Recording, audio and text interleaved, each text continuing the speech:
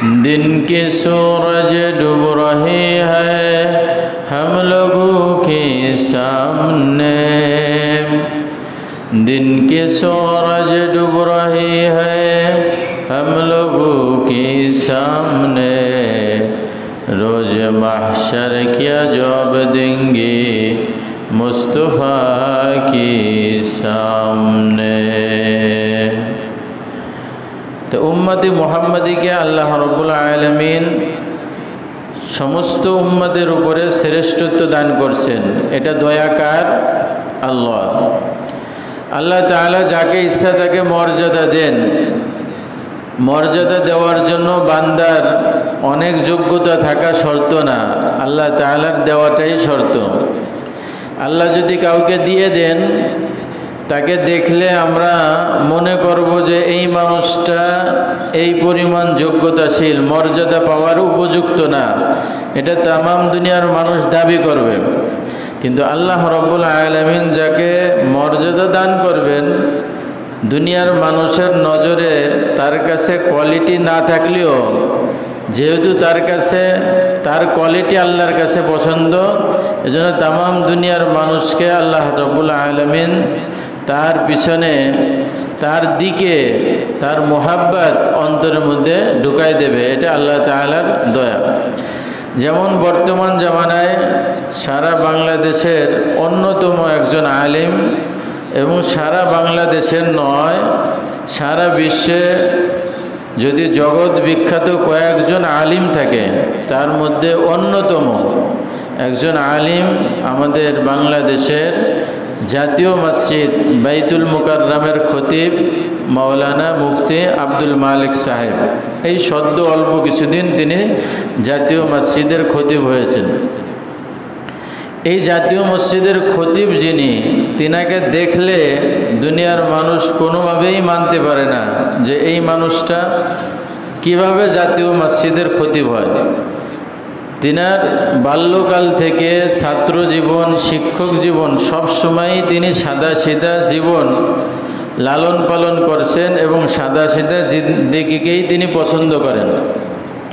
তিনি যেই জুতাটা পরেন তার পা থেকে 2 ইঞ্চি লম্বা বেশি থাকে জুতা, অনেক সময় পা সামনে দিয়ে বেরোয় যাচ্ছে। জামা পায়জামার মধ্যে তেমন কোনো কোয়ালিটি নাই, একদম সাদা সিধা পোশাক পরেন। এটা আজকের থেকে তাই নয়, তেনার জীবনের শুরু থেকেই এরকম।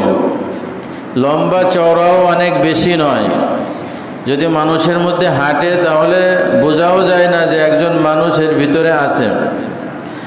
অনেক মানুষ তাকে পছন্দও করে না, কিন্তু আল্লাহ তাআলার কাছে যেহেতু সে পছন্দীয় বান্দা, এজন্য আল্লাহ তাআলা তাকে বাংলাদেশের জাতীয় মসজিদের খতিব বানাই দিয়েছেন।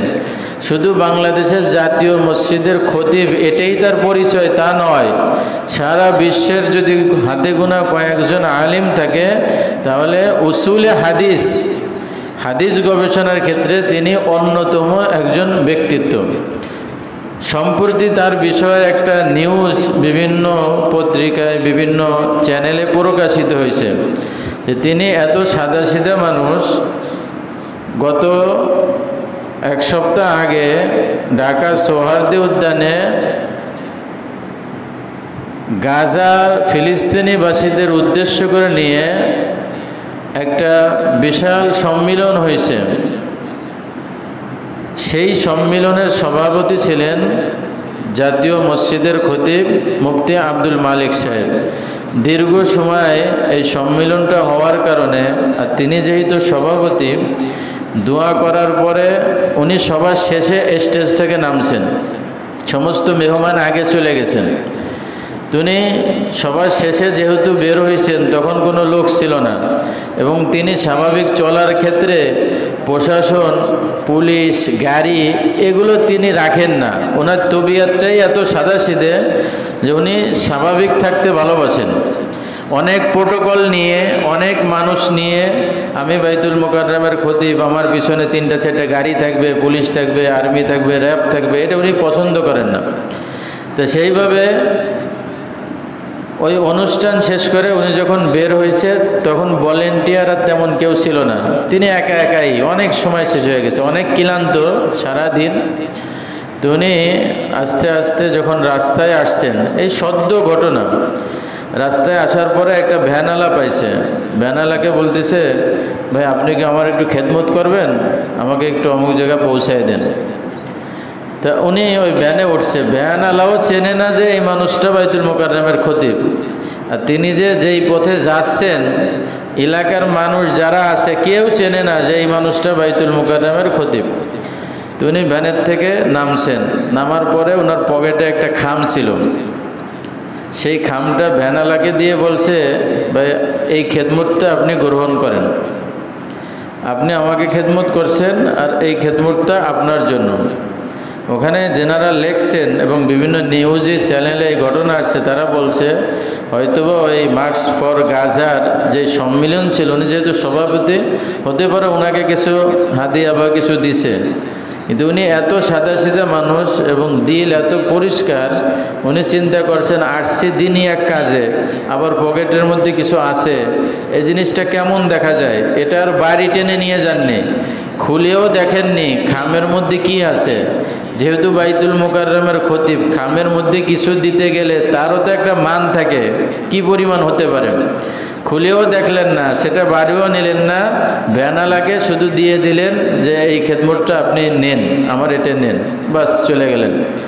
এই সাদা সিধা যার জিন্দেগি, তিনি আমাদের জাতীয় বাইতুল মোকাররমের খতিব। এত সম্মান মর্যাদা কিসের জন্য? আল্লাহ তাআলা বলেন, তুমি যদি আমার কাছে প্রিয় হয়ে যাও, দুনিয়ার মানুষের কাছে কোনো কোয়ালিটি লাগবে না, কোনো কোয়ালিটি লাগবে না, আমি আল্লাহ মানুষের ভিতরে তোমার সম্মান মর্যাদা দান করবো। বলেন সুবহানাল্লাহ। বিলাল হাবশী রাদিয়াল্লাহু তাআলা আনহুর ঘটনা বর্ণিত আছে। দেখতে শুনতে কোয়ালিটিতে অনেক ভালো ছিল না। বিলাল রাদিয়াল্লাহু তাআলা আনহু রাসূলের ইন্তেকালের পরে চলে গেলেন। দীর্ঘ কয়েক বছর পরে হযরত উমারের খেলাফতকালে বিলাল রাদিয়াল্লাহু তাআলা আনহু আসলেন। হযরত উমর রাদিয়াল্লাহু তাআলা আনহু মসজিদে খুতবা দিচ্ছেন, বয়ান করতেছেন। মসজিদের মেম্বারে বসা বিলাল রাদিয়াল্লাহু তাআলা আনহু মসজিদের দরজায় বসে গেলেন। হযরত উমর রাদিয়াল্লাহু তাআলা আনহু বিলালকে ডাকলেন, ডেকে বলতেছেন, বিলাল তোমার স্থান তো ওখানে না, তোমার স্থান আমি উমারের পাশে। বলেন সুবহানাল্লাহ। এই মর্যাদা কে দান করেন? আল্লাহ। আল্লাহ রাব্বুল আলামিন যাকে মর্যাদা দান করেন সেই মর্যাদাবান হয়ে যান।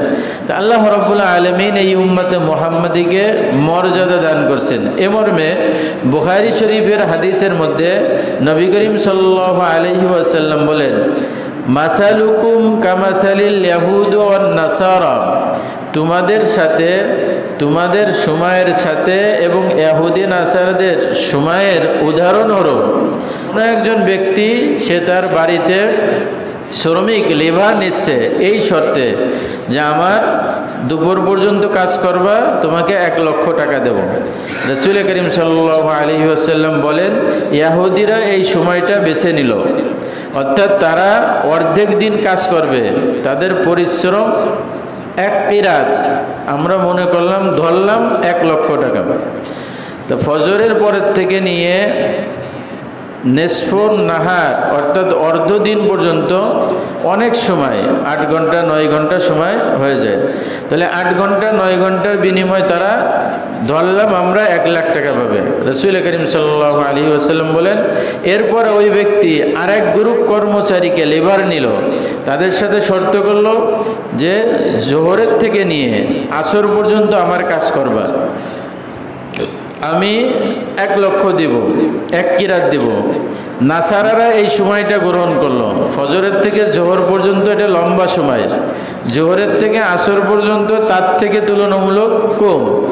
যেমন বর্তমান আমাদের জোহরের রক্ত প্রায় 12টার দিকে হয়, আসরের রক্ত প্রায় 5টার দিকে, মাঝখানে 5 ঘন্টা সময়। তা সকাল থেকে দুপুর পর্যন্ত 8 ঘন্টা, দুপুর থেকে আসর পর্যন্ত 5 ঘন্টা। তা 8 ঘন্টা ইহুদিরা নিছে 1 কিরাতে, 5 ঘন্টা নাসারারা নিছে 1 কিরাতে। এরপরে রসুল বলেন, আল্লাহ তাআলা বলেন, তোমাদের মধ্যে কে আছো যে আমার কাজ করবে আসরের থেকে মাগরিব পর্যন্ত। আসরের থেকে মাগরিব সময় একদম সীমিত। বর্তমান আমাদের 5:15টায় আসরের নামাজ হয়, আর মাগরিব হয় 6:45, মাঝখানে 1.5 ঘন্টার মতন সময় থাকে, মাত্র 1.5 ঘন্টা সময়। রাসূল করিম সাল্লাল্লাহু আলাইহি ওয়াসাল্লাম বলেন যে ওই ব্যক্তি আরেক শ্রেণীর লেবার নিচে, যাদের সাথে শর্ত হলো আসরের থেকে সূর্য ডুবা পর্যন্ত কাজ করবে, কিন্তু প্রতিদান দেওয়া হবে 2 কিরাত। অর্থাৎ আগে দিছে 1 কিরাত, দ্বিতীয়তেও দিছে 1 কিরাত, তৃতীয় দিছে 2 কিরাত। অর্থাৎ সময় একদম সীমিত, কিন্তু প্রতিদান অনেক বেশি। রাসূল করিম সাল্লাল্লাহু আলাইহি ওয়াসাল্লাম বলেন ইহুদিদের সময় হলো ফজরের থেকে জোহর পর্যন্ত, তাদেরকে দেওয়া হয়েছে 1 কিরাত। নাসারাদের সময় হলো জোহরের থেকে আসর পর্যন্ত, তাদেরকেও দেওয়া হয়েছে 1 কিরাত। আর তোমাদের উম্মতি মুহাম্মাদি, তোমাদেরকে আল্লাহ তাআলা সময় দিয়েছেন আসরের থেকে মাগরিব, অর্থাৎ আমল তোমাদের অল্প সময়ের, কিন্তু প্রতিদান তোমাদের বেশি, 2 কিরাত। রাসূল করিম সাল্লাল্লাহু আলাইহি ওয়াসাল্লাম বলেন ইহুদিরা নাসারারা আল্লাহর কাছে অভিযোগ করলো, আল্লাহ আপনি আমাদেরকে সময় বেশি নিলেন, আমাদের থেকে সময় নিলেন বেশি, কিন্তু প্রতিদান দিলেন তুলনামূলক কম। আর উম্মতি মুহাম্মাদিকে সময় দিলেন অল্প, আবার প্রতিদান দিলেন ডবল। তখন আল্লাহ তাআলা বলে আমি কি তোমাদের প্রতি জুলুম করছি? তারা বলে না, জুলুম তো করেননি, আপনি তো শর্ত করছেন যে 8 ঘন্টা ডিউটি করবে 1 লাখে, যারা শর্ত মানছে তাদের 1 লাখ, যারা 5 ঘন্টা ডিউটি করবে 1 লাখে, যারা শর্ত মানছে তাদের 5 লাখ। তোমাদের উপর তো আমি কোনো জুলুম করিনি, তোমাদের সাথে যেই শর্ত ছিল সেই শর্ত অনুযায়ী তোমাদেরকে দিছি, কিন্তু উম্মতে মুহাম্মাদের সময় অল্প কিন্তু ফজিলত অনেক বেশি। এটা ফাজালিকা মিন ফাজলি, এটা আমার অনুগ্রহ। হাইসু মা শিতু, আমি যাকে ইচ্ছা আমি তাকে অনুগ্রহ দান করি, ফজিলত দান করি। এই হাদিসের দ্বারা বোঝা গেল এই উম্মতে মুহাম্মাদিকে আল্লাহ রাব্বুল আলামিন স্বল্প সময়ে অনেক ফজিলত দান করেছেন, বলেন সুবহানাল্লাহ। এই ফজিলত দিয়েছেন কে? আল্লাহ। আল্লাহ তাআলা ফজিলত দিয়ে বলছে এটা আমি দিছি, এটা আমার দয়া। আর আমি যার পর দয়া করি, অনুগ্রহ করি, এটা আমার ইচ্ছা, আমি যা ইচ্ছা তাই করতে পারি। তা আল্লাহ তাআলা উম্মতে মুহাম্মাদিকে কি করলেন? ফজিলত দান করলেন। উম্মতে মুহাম্মাদের যে কোনো কাজের সওয়াব অনেক বেশি, উম্মতে মুহাম্মাদের হায়াত অল্প কিন্তু ইবাদতের ফজিলত অনেক বেশি, এটা আল্লাহ তাআলার দয়া। এই দয়া অনুগ্রহের মধ্যে উম্মতে মুহাম্মাদের জন্য আরেকটা অনুগ্রহ আল্লাহ তাআলার হলো রাসূল করিম সাল্লাল্লাহু আলাইহি ওয়াসাল্লাম। রাসূল করিম সাল্লাল্লাহু আলাইহি ওয়াসাল্লাম হাদিসের মধ্যে বলেন বুইস্তু লিউতাম্মিমা মাকারিমাল আখলাক, উম্মত আমাকে তোমাদের কাছে পাঠানো হয়েছে পরিপূর্ণ আখলাক দিয়ে, অর্থাৎ আমার আদর্শ, আমার চরিত্র, আমার সুন্নত, এর মধ্যে কোনো অসম্পূর্ণতা নাই। উম্মত তুমি আমার সুন্নাতকে আঁকড়ে ধরে রাখো, তোমার জিন্দেগি কামিয়াব। তোমার অন্য কোনো ব্যক্তির আদর্শ, অন্য কোনো ব্যক্তির কৃষ্টি কালচার ধার নেওয়ার কোনো জরুরত নাই। এ টু জেড তোমার ব্যক্তিগত জীবন, সামাজিক জীবন, রাষ্ট্রীয় জীবন, পারিবারিক জীবন, সব জীবনে রাসূল করিম সাল্লাল্লাহু আলাইহি ওয়াসাল্লামের সুন্নাত আদর্শ উম্মতের জন্য রয়ে গেছে। এ মর্মে আল্লাহ তাআলা বলেন লাকাদ কানা লাকুম ফি রাসূলিল্লাহি উসওয়াতুন হাসানা, আমি তোমাদের কাছে আমার রাসূলকে পাঠাইছি উত্তম আদর্শ দিয়ে। তোমার পুরো জিন্দেগির মধ্যে তুমি চলার জন্য অন্য কানো আদর্শ দাঁড় করা লাগবে না। রাসূল করিম সাল্লাল্লাহু আলাইহি ওয়াসাল্লামের আদর্শ এটা উম্মতের জন্য সুন্নাত। আর যেই উম্মত এই আদর্শ ছেড়ে অন্য কোনো আদর্শ গ্রহণ করে সেই উম্মত কামিয়াব হতে পারে না। রাসূলের আদর্শ ছাড়া উম্মত সফলকামী হতে পারে না। এ মর্মে বুখারী শরীফের 5063 নম্বর আয়াতে হযরত আনাস ইবনে মালিক রাদিয়াল্লাহু তাআলা আনহু বর্ণনা করেন, তিনি বলেন ইয়াকুলু জাআ সালাসাতু রাহতিন ইলা বুয়ুতি আজওয়াজিন নবী সাল্লাল্লাহু আলাইহি ওয়াসাল্লাম, 3 জন ব্যক্তির একটা দল রাসূল করিম সাল্লাল্লাহু আলাইহি ওয়াসাল্লামের স্ত্রীদের বাড়িতে আসলেন। ইয়াসআলুনা আন ইবাদাতিন নবী সাল্লাল্লাহু আলাইহি ওয়াসাল্লাম, এসে রাসূল করিম সাল্লাল্লাহু আলাইহি ওয়াসাল্লামের ইবাদত সম্পর্কে জিজ্ঞাসা করলেন।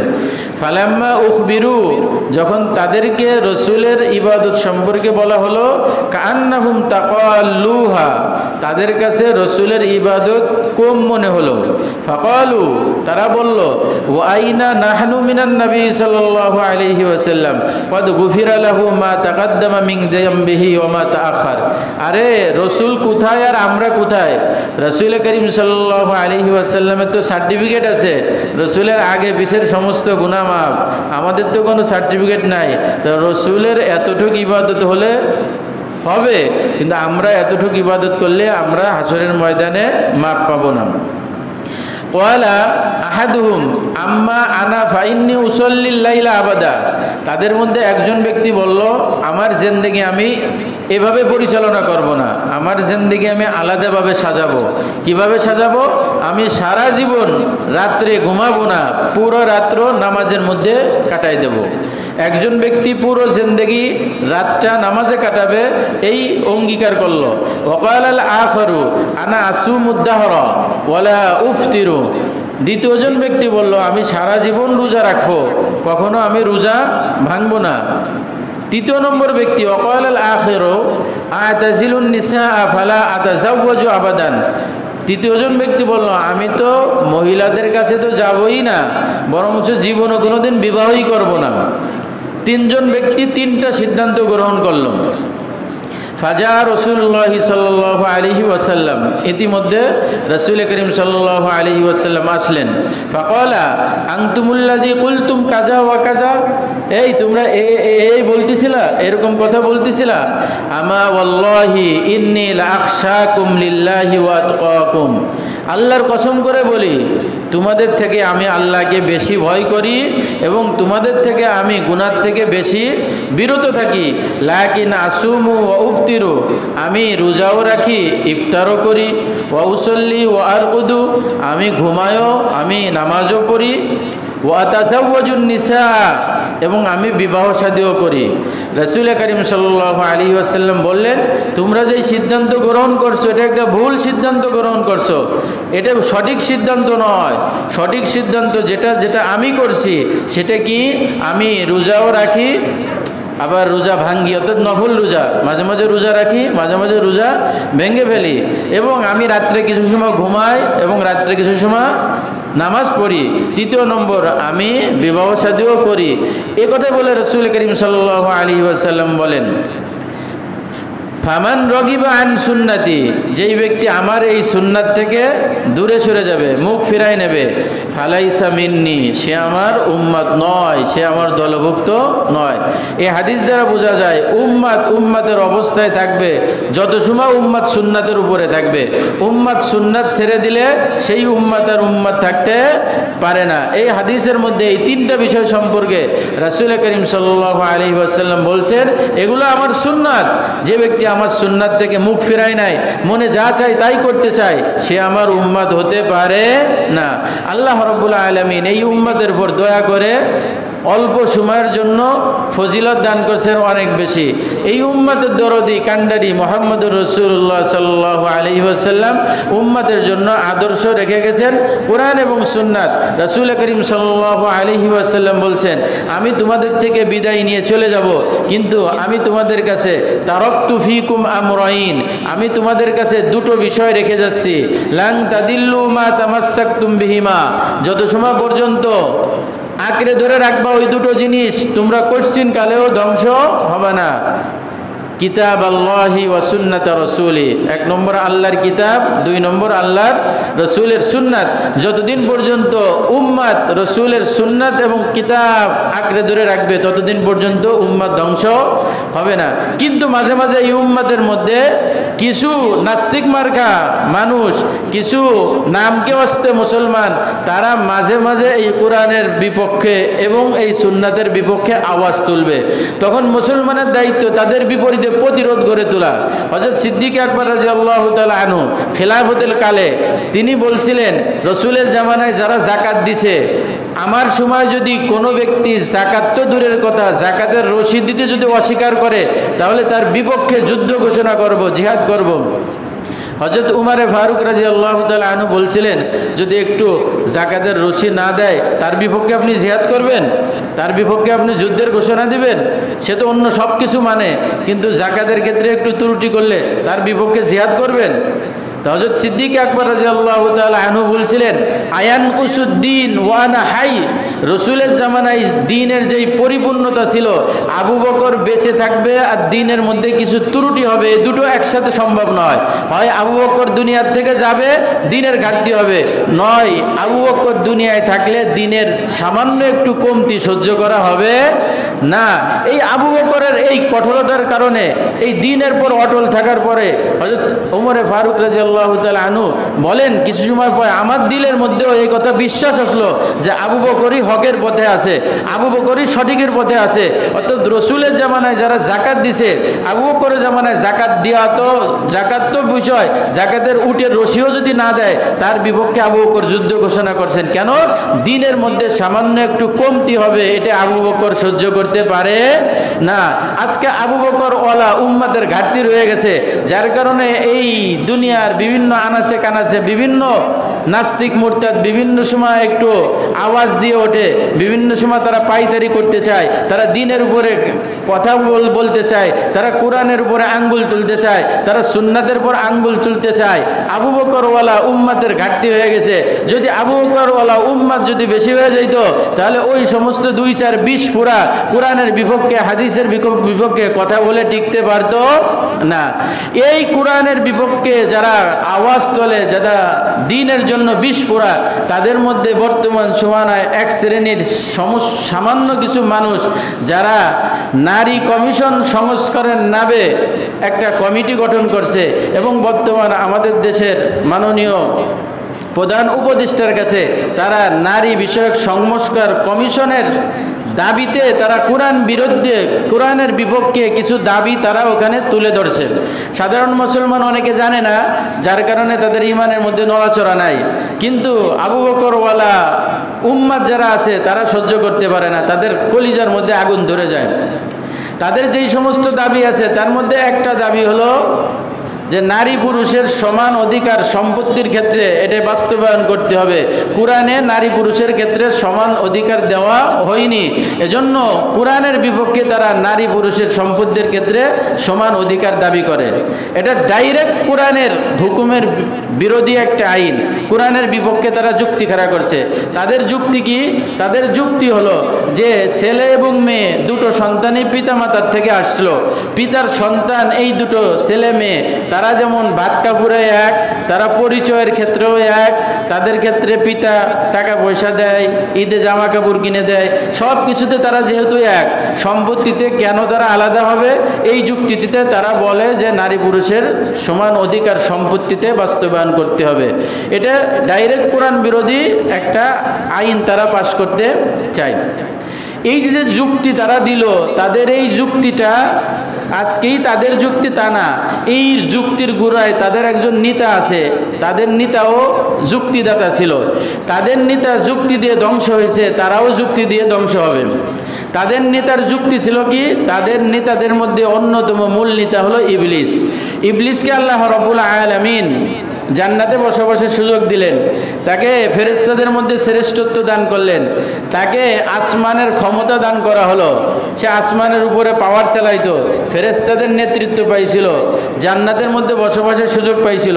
সব কিছু পাওয়ার পরে আল্লাহ রাব্বুল আলামিন আদম আলাইহিস সালাতু ওয়াস সালামকে সৃষ্টি করার পরে সিজদা করতে বললেন, কিন্তু ইবলিস সিজদা করলো না। আল্লাহ তাআলা জিজ্ঞেস করলেন, মা মানাআকা আল্লা তাসজুদা ইয আমারতুক, আমি আদেশ দিলাম তুমি কেন সিজদা করলে না? তখন ইবলিস যুক্তি দিছিল। ইবলিস কি দিছিল? যুক্তি দিছিল, আজকে নারী বিষয়ক সংস্কার কমিশনের যেই সমস্ত নারীরা আছে দ্বীনের বিপক্ষে বিস্ফোরা, তাদের যেমন যুক্তি ছিল, ইবলিসেরও একটা যুক্তি ছিল। ইবলিসের যুক্তি ছিল কি, আনা খায়রুম মিনহু খালাকতানি মিন নারি ওয়া খালাকতাহু মিন তিন। আমাকে সৃষ্টি করেছেন আগুন দ্বারা, তাকে সৃষ্টি করেছেন মাটি দ্বারা। আগুনের কাজ উপরের দিকে যাওয়া, মাটির কাজ নিচের দিকে যাওয়া। আগুন আলো দেয়, মাটি পচায় দেয়। এই যুক্তি যখন দিছে, আল্লাহ তাআলা ইবলিসের উপর লায়নাত করছে, জান্নাত থেকে বের করছে, ধ্বংস করে দিছে। চিরদিনের জন্য জাহান্নাম তার জন্য বাজেট করছে। একটাই কারণ ছিল, আল্লাহর আইনের বিপক্ষে যুক্তি দিছিল। কি করছিল? আল্লাহর আইনের বিপক্ষে কি দ্বারা করছিল? যুক্তি দ্বারা করছিল। ওই নেতার সুরে সুর মিলাইয়া আজকেও নারী বিষয়ক সংস্কারের কমিশন, তারাও কোরআনের বিপক্ষে কি দেয়? যুক্তি দেয়। তারাও কি দেয়? যুক্তি দেয়। তাদের নেতা যেমন যুক্তি দিয়ে ধ্বংস হয়েছে, এরাও সমাজে ধ্বংস হবে। কিন্তু আমাদের জানার দরকার তাদের যুক্তিটার গ্রহণযোগ্যতা কত আছে। তাদের যুক্তির গ্রহণযোগ্যতা জিরো, কিছু নাই। তারা দাবি করছে কোন যুক্তিতে? যেই পিতার সন্তান ছেলে এবং মেয়ে, একই সন্তান, একই পরিচয়, একই খাবার খায়, এই সব যুক্তি দিয়ে তারা দাবি করে সম্পত্তির ক্ষেত্রেও ছেলে মেয়ে কি হবে? সমান হবে। এই যুক্তি দিয়ে তারা কি করলো? কোরআনের বিপক্ষে আইনের দাবি করলো। বাস্তবে আল্লাহ রাব্বুল আলামিন সৃষ্টিকর্তা, আল্লাহ তাআলা মানুষ সৃষ্টি করছেন। ছেলেকেও আল্লাহ সৃষ্টি করছেন, মেয়েকে কে সৃষ্টি করছেন? আল্লাহ সৃষ্টি করছেন। ছেলেকে আল্লাহ সৃষ্টি করছেন, মেয়েকে আল্লাহ সৃষ্টি করছেন। কার কতটুকু জরুরত আছে সব থেকে ভালো জানেন কে? আল্লাহ। কেন? সৃষ্টি আল্লাহ করছেন, কিন্তু সৃষ্টির ক্ষেত্রেও কিন্তু সমান সমান করেননি। ছেলে মেয়ের দেহের আকার আকৃতি গঠন কি সমান আছে? সমান নাই। যদি দাবি করে একই পিতার সন্তান, ছেলে মেয়ে সমান সমান, তাহলে আকৃতিতে সমান হলো না কেন? তুমি তোমার আকৃতিতে সমান হয়ে যাও। তুমি পুরুষ দাবি করো, বলে না পারি না। কেন পারো না? বলো যে সৃষ্টির মাধ্যমে, সৃষ্টির থেকেই এটা ভিন্নতা আছে। যদি সৃষ্টির থেকে তুমি ভিন্নতা মেনে নাও, তাহলে সৃষ্টিকর্তার আইন তোমার মানতে সমস্যা কোথায়? সৃষ্টিগতভাবেই তো আল্লাহ তাআলা নারী পুরুষকে কি করে দিয়েছেন? আলাদা দিক করে দিয়েছেন। তাদের কোয়ালিটি, তাদের কাপড় চোপড়, তাদের সতর, তাদের ইবাদত বন্দেগী, সব কিছুর মধ্যে মাঝে মাঝে কিছু পার্থক্য আছে, আলাদা আলাদা আছে। রমজান মাসে একজন পুরুষ তার শরীর সুস্থ থাকলে 1 মাস রোজা রাখা তার জন্য ফরজ। কিন্তু মা বোনেরা সবাই পুরো রমজান মাসে রোজা রাখতে পারে না, তাদের শরীরে বিভিন্ন অসুস্থতা থাকতে পারে। কোরআনের বিধান হলো অন্য সময় রোজাগুলো কাজা করবা, এখন আর এই রোজা রাখা লাগবে না। সৃষ্টিগত ভাবেই আল্লাহ তাআলা নারী এবং পুরুষকে আলাদা করে দিয়েছেন, এবং জরুরতের ভিত্তিতে সম্পত্তির ক্ষেত্রেও আল্লাহ তাআলা একটু আলাদা সিস্টেম করছেন। যদি এই আলাদা সিস্টেম না করতো, তাহলে আজকে পুরুষরা দাবি করতো যে আমাদের কম দেওয়া হয়েছে। আল্লাহ তাআলা সম্পত্তি মানুষকে দিয়েছেন জরুরতের ভিত্তিতে। কিসের ভিত্তিতে? সম্পত্তি মানুষ পাবে কিসের ভিত্তিতে? জরুরতের ভিত্তিতে। জরুরত যত বেশি, সম্পত্তি সে তত বেশি পাবে। এই উসুলের ভিত্তিতে আল্লাহ রাব্বুল আলামিন একজন পুরুষের জরুরত 3 গুণ, একজন মহিলার জরুরত থেকে 1 গুণ। একজন মহিলা, একজন পুরুষ যখন সে বালেগ হয়, বালেগ হওয়ার পরে তার পিতামাতা তাকে আর তার পিছনে অর্থ খরচ করে, এটা ফরজ না। পিতামাতা যেটা করে এটা মুস্তাহাব হিসাবে করে, করলে সওয়াব পায়। বালেগ হওয়ার পরে এই সন্তানের নিজের দায়িত্ব নিজের। বালেগ হওয়ার পরে সম্পদের তার চলার জন্য দায়িত্ব কার? নিজের। নিজের চলার জন্য যেই দায়িত্ব, এই দায়িত্বটা দেওয়া হয়েছে বালেগ হওয়ার পরে ছেলেকে। ছেলে যখন একটু বয়স হয়, বিবাহ শাদী করে। বিবাহ শাদী করার পরে স্ত্রীর ভরণ পোষণের দায়িত্ব কার? ছেলেটার। তো বালেগ হওয়ার পরে তার নিজের জরুরত ছেলের। বিবাহ করার পরে ওই মেয়েটা, ওই যে স্ত্রী আসলো, তার যেই চাহিদা, তার যে ভরণ পোষণ, এই দায়িত্ব কার? এই ছেলেটার। কিছুদিন পরে যখন একটা সন্তান হয়, আর যদি মেয়ে সন্তান হয়, ওই সন্তানের খরচের ভারের দায়িত্ব কার? ছেলেটার। ছেলেটার খরচের দায়িত্ব 3 দিক দিয়ে। বালেগ হয়ে যাওয়ার পরে নিজের দায়িত্ব নিজের, বিবাহ করার পরে স্ত্রী খরচের দায়িত্ব নিজের, সন্তান হওয়ার পরে সন্তানের খরচের দায়িত্ব কার? নিজের। তার খরচের সাইড রয়ে গেছে 3টা। পিতামাতা তো রয়েই গেছে। পিতামাতা যখন অসচ্ছল হয়ে যাবে, পিতামাতার খরচের দায়িত্ব এই ছেলের উপরে। এই সব সাইডের খরচ আল্লাহ তাআলা ছেলেকে দিয়েছেন। এই কারণে আল্লাহ তাআলা সম্পত্তিও ছেলেকে কি করছেন? একটু বেশি দিয়েছেন। বাকি একজন মহিলার খরচের সাইড স্বাভাবিক খুঁজলে দেখা যায় খুবই কম। একজন মেয়ে বালেগ হওয়ার সঙ্গে সঙ্গেই তার নিজের খরচের দায়িত্ব নিজের পরে আসে না। বিবাহ দেওয়ার আগ পর্যন্ত ওই মেয়েটার খরচের দায়িত্ব পিতার উপরে। কার উপরে? পিতার উপরে। পিতা না থাকলে ভাইয়ের উপরে, ভাই না থাকলে চাচার উপরে, চাচা না থাকলে চাচাতো ভাইয়ের উপরে। এই খরচের দায়িত্ব এই ছেলেদের উপরে। বিবাহ হয়ে গেলে খরচের দায়িত্ব কার? স্বামীর। বিবাহ হয়ে যাওয়ার পর সমাজের খরচের দায়িত্ব কার? স্বামীর। আর এই স্বামী মারা গেলে ছেলে যদি বড় থাকে তখন এই মায়ের খরচের দায়িত্ব কার? ছেলের উপরে। তাহলে মেয়ের তুলনামূলক খরচের সাইড খুবই কম, কিন্তু ছেলেকে প্রত্যেক পাটে পাটে খরচের দায়িত্ব দেওয়া হয়েছে। যেহেতু তাকে খরচের দায়িত্ব দেওয়া হয়েছে, মেয়ের খরচের দায়িত্ব দেওয়া হয়নি, এজন্য সম্পত্তির ক্ষেত্রে আল্লাহ তাআলা বন্টন করছেন। ছেলেকে 2 ভাগ দিতে হবে, মেয়েকে 1 ভাগ দিতে হবে। যেহেতু সৃষ্টিকর্তা আল্লাহ, জানেনও আল্লাহ, জরুরতও আল্লাহ তাআলা জানেন, এজন্য আল্লাহ তাআলা সিস্টেম করে দিয়েছেন শুধুমাত্র একজন ব্যক্তি মারা গেলে তার সম্পত্তির ক্ষেত্রে ছেলে পাবে 2 গুণ, মেয়ে পাবে 1 গুণ। কিন্তু জীবদ্দশাতে যদি কোনো পিতা সম্পত্তি বন্টন করতে চায়, জীবদ্দশায় কোনো পিতা সন্তান সম্পত্তি বন্টন করতে চায়, সেখানে সম্পত্তি বন্টন করতে হবে সমান সমান। ছেলেও যা পাবে মেয়েও কি তাই পাবে। কিন্তু শুধুমাত্র কোনো ব্যক্তি মারা গেলে তার সম্পত্তির বন্টনের ক্ষেত্রে ছেলে পাবে 2 গুণ, মেয়ে পাবে কি 1 গুণ। কেন? ছেলের খরচের দিকগুলো বেশি আর মেয়ের খরচের দিক নাই, তারপরে আল্লাহ তাআলা তাকে কি করেছেন? সম্পত্তি দান করছেন। এটা কোরআনের বিধান, কোরআনের আইন, এর মধ্যেই বান্দারদের জন্য শান্তি কল্যাণ রয়ে গেছে। কিন্তু মাঝে মাঝে কিছু বিস্ফোরা ওই ইবলিসের চালাছে মুন্ডারা, তারা মাঝে মাঝে এক একটা নাম দিয়ে, যেমন বর্তমান সময় নারী বিষয়ক সংস্কার কমিশনের দাবিতে কয়েকটা দাবি করছে। তার মধ্যে একটা দাবি হলো এই সম্পত্তির ক্ষেত্রে নারী পুরুষকে সমানের হক দিতে হবে। বিবাহের ক্ষেত্রে তারা দাবি করছে বিবাহগুলো অনলাইনের মাধ্যমে বিবাহ সিস্টেম চালু করতে হবে, যাতে করে বাল্য বিবাহ বন্ধ হয় এবং বহু বিবাহ বন্ধ হয়। বহু বিবাহ এটা কোরআনের আইন। কোরআন কোনো পুরুষ যদি তার সুযোগ থাকে, তার ক্ষমতা থাকে, সক্ষমতা থাকে আর তার সিস্টেম থাকে, তাহলে সর্বোচ্চ তাকে 4টে বিবাহ করার মতন সুযোগ দান করছে, এটা কোরআনের আইন। আর তারা বলে ডিজিটাল আইন করে অনলাইনে বিবাহ তালাকের সিস্টেম করতে হবে, যাতে করে বাল্য বিবাহ বন্ধ হয় এবং বহু বিবাহ কি হয়ে যায়? বন্ধ হয়ে যায়। অর্থাৎ একজনের একটা স্ত্রী আছে, সে দ্বিতীয় বিবাহ করবে পারবে না, অনলাইনে বিবাহ করতে হবে, সেখানে অনুমোদন হবে না। আইনটা গেল কিসের আইন? কোরআন বিরোধী আইন হলো। এই কোরআন বিরোধী আইন তারা পাশ করতে চায়। সমস্যা হয়েছে আবু বকর ওয়ালা ইমানের ঘাটতি দেখা গেছে। আবু বকর যেমন বলছিল আয়ান কুসুদ্দিন ওয়ানা হাই, আবু বকর জিন্দেগিতে জীবিত থাকবে আর দিনের ব্যাপারে সামান্য ত্রুটি হবে, এটা সহ্য করার মতন না। আমরা কি ওই এক সুরে সুর মিলাইতে পারি? আমরা উম্মাত হিসেবে জীবিত থাকব, কিন্তু দিনের উপরে, কোরআনের উপরে, হাদিসের পরে সামান্য একটু ন্যূনতম কোন আঘাত আসবে, আমরা সহ্য করব?